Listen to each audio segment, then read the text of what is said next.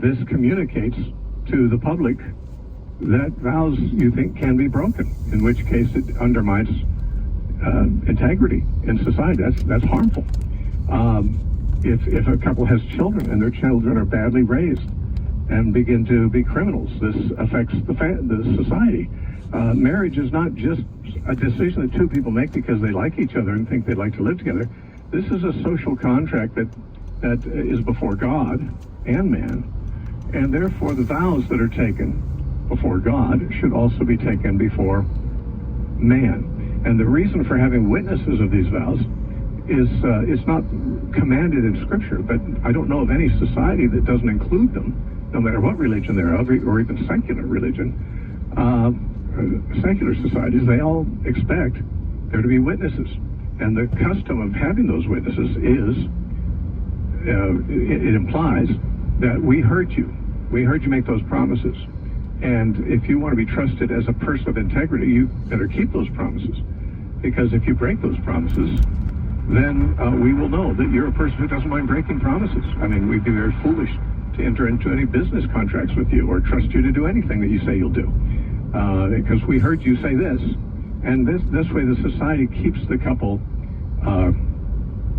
accountable, basically. And that's I think it's very important, even if the Bible doesn't state that part.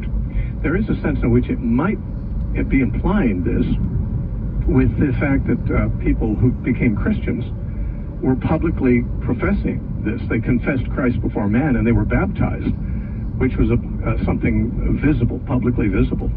And of course, our joining to Christ is likened to marriage. It's entering into a covenant relationship with Christ the bridegroom. And so the baptism is our public profession of our commitment to this marriage.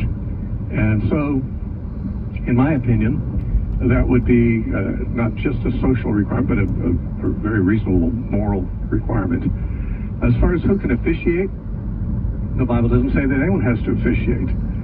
Again, in a public ceremony, I suppose couples could get their family and friends around them, neighbors, church members, and say we're going to say these vows. We're going to sign a contract that we're going to keep these vows, and we want everyone to be aware of it.